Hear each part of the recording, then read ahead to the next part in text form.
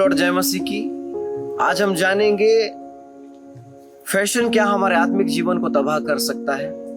मेरे प्रियो, हम जब अन्य जाति में थे, मूर्ति पूजा में थे, संसारिकता में थे, हमको जैसा मर्जी आता था वैसे वस्त्र पहनते थे, जैसे मर्जी आता था ऐसे हम खाते थे, जैसे मर्जी आता था ऐसा हम जीवन जीते थे। पर बाइबल का परमेश्वर कहता है, जब खुदावन बाप ने मूसा को पवित्र पर्वत के सीवन पर्वत के करीब में बुलाया तो मूसा को 10 आज्ञा भी दिया गया था और आगे करते के अनुसार इजरायली कौम को चलने के लिए परमेश्वर यहोवा ने बोला था।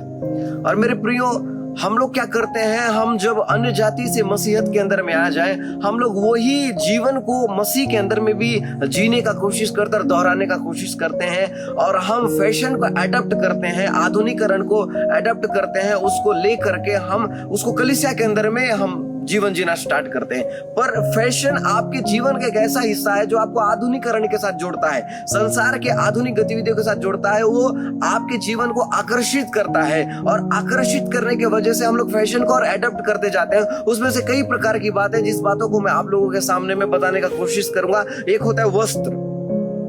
मेरे प्रियो, आप जब वस्त्र के अंदर में देखेंगे तो खुदावन बाप ने जब वाचा के तंबू के अंदर में जब याजकों को ले गया, याजकों का एक वस्त्र होता था। और उसके बाद में पौलुस, जब आप पौलुस की बातों को जब आप नए नियम के अंदर में पढ़ेंगे तो पौलुस प्रेरित कहते हैं वस्त्र का सही होना जरूरी है। मेरे प्रियो, आप मैले चितड़े वस्त्र के साथ में खुदावन की आराधना करने के लिए अपने आप को तैयार नहीं कर सकते। वचन कहता है नहा धो, साफ सुथरा हो और उसके बाद खुदा के करीब में बैठ। मेरे प्रियो, आज हम फैशन को इतना हद तक एडॉप्ट कर लिए हैं कि आज वो हमें आकर्षित नहीं कर रहा है बल्कि शैतान को आकर्षित कर रहा है, व्यभिचार को आकर्षित कर रहा है और कई प्रकार के अन्य शारीरिक अभिलाषाओं को आकर्षित कर रहा है। तो सबसे पहला, अगर आपको आपके आत्मिक जीवन को डैमेज नहीं करना है तो आपको फैशन को इतना ही एक्सेप्ट करना है जितना आपका शरीर ढका रहे, वो किसी और व्यक्ति या विशेष को सम्मोहित न करने पाए। दूसरा जो चीज है, आधुनिकरण के अंतर्गत हम लोग फैशन को इतना ज्यादा जगह दे रहे हैं कि आज हमें गैलरी बना ली, आर्ट गैलरी बना ली है। उस गैलरी के अंदर में टेडी बियर रखा हुआ है, उस गैलरी के अंदर में कॉपी किताब रखा हुआ है, इस गैलरी के अंदर में सजावट का चीज रखा है और उसी गैलरी के अंदर में पवित्र बाइबल भी रखा गया और उसके साथ कई प्रकार की चीजें रखी गई है। मेरे प्रियो, यदि आप अपने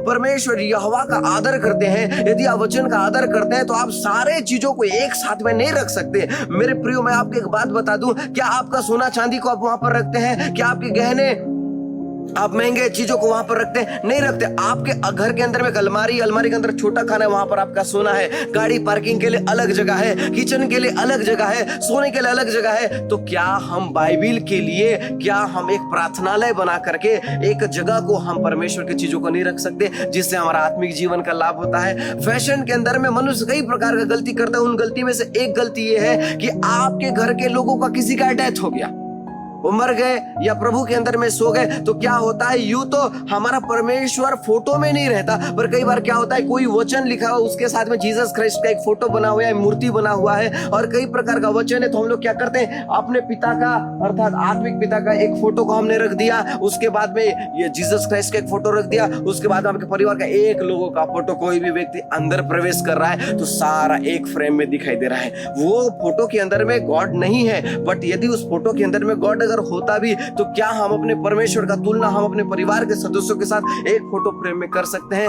नहीं कर सकते। मेरे प्रियो, आपको फैशन को अपने जीवन के अंदर में समझना पड़ेगा कि फैशन आपके लाइफ के अंदर में कितना इंपॉर्टेंट है और फैशन जो है मनुष्य के जीवन को कभी भी स्पिरिचुअली स्ट्रांग नहीं कर सकता है।